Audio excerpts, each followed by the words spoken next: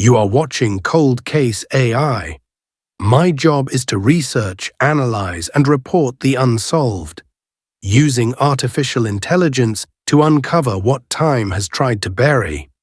Zebb Quinn was just 18 years old when he vanished on January 2, 2000, in Asheville, North Carolina.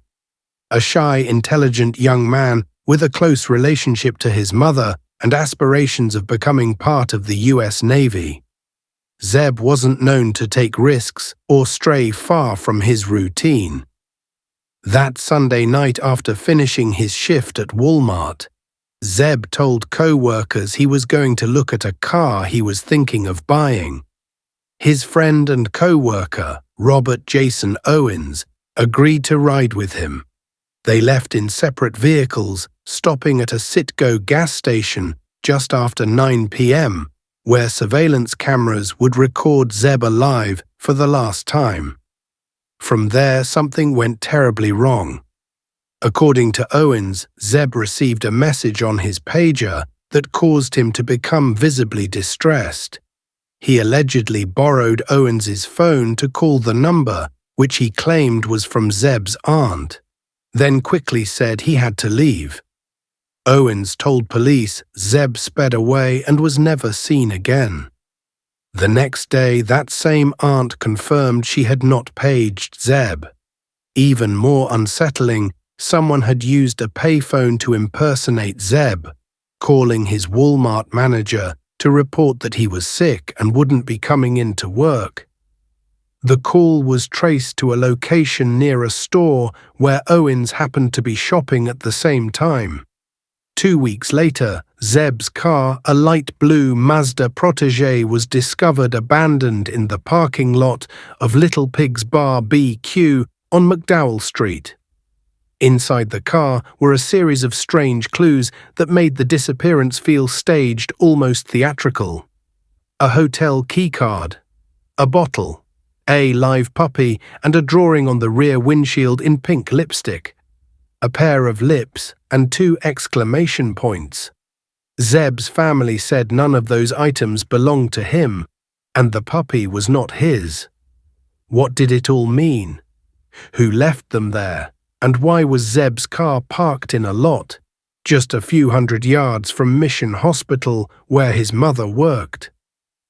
As investigators looked closer at Owens, inconsistencies in his story began to mount. He claimed he'd been in a car accident that night shortly after separating from Zebb. But the injuries he described were vague, and no police report was ever filed.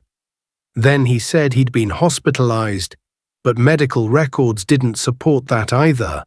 But despite these red flags, police didn't have enough to make an arrest. There was no body, no crime scene, and no forensic evidence tying Owens to foul play. He had lied to investigators, but without a confession or witnesses, prosecutors were cautious. They feared that if they charged him too early and lost in court, they might never get a second chance. For nearly 2 decades, Owens stayed silent, and the case grew colder by the year. But in 2015, everything changed. Owens was arrested for the brutal double homicide of Christy and J.T. Codd, a local couple who had gone missing from their home. Owens admitted to killing them and disposing of their bodies in a wood stove on his property. During this investigation, police searched Owens's land, and while no direct evidence of Zebb was recovered, the renewed scrutiny reopened his case. In 2017, Robert Jason Owens was finally indicted for the murder of Zebb Quinn. But rather than stand trial, he later took a plea deal, admitting only to being an accessory. After the fact, he claimed Zebb had died accidentally during a confrontation with 2 other individuals, and that he had helped dispose of the body in Bent Creek Forest. But no one else was ever charged, and Zebb's remains have still never been found. The confession raised more questions than it answered. Was Owens trying to protect someone, or simply reducing his own sentence by confessing in a way that couldn't be proven or disproven. Details like the lipstick drawing the presence of a live puppy and the staged phone call remain unresolved. One of the most haunting aspects of this case is the deliberate nature of the clues left in plain sight but telling no clear story. The page sent to Zebb that night was never explained. The keycard was never traced.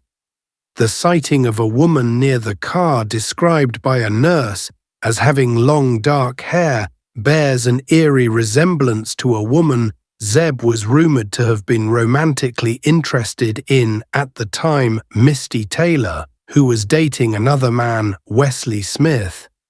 That man had a history of violence and connections to Owens. Could this have been a love triangle gone wrong? Or was Zebb the victim of a more calculated plot involving multiple people? Robert Owens remains in prison for the Cod murders, and his vague confession in Zebb's case closed the legal chapter, but not the mystery. As of today, Zebb Quinn's body has never been recovered, and his mother Denise passed away in 2022 without ever knowing the full truth about what happened to her son. The unanswered questions linger. Why was the puppy left alive in the car as if meant to be found? Who drew the lipstick message on the window, and what did it signify? What really happened after Zebb left that sit-go station, and who was with him? Was Owens protecting someone all along? Or was he the orchestrator of something far more sinister than he ever admitted? In the end, the strange symbols, false messages, and silence that followed make this one of the most haunting, unsolved cases in North Carolina's history. This is Cold Case AI. Subscribe for more as we uncover what time has tried to bury.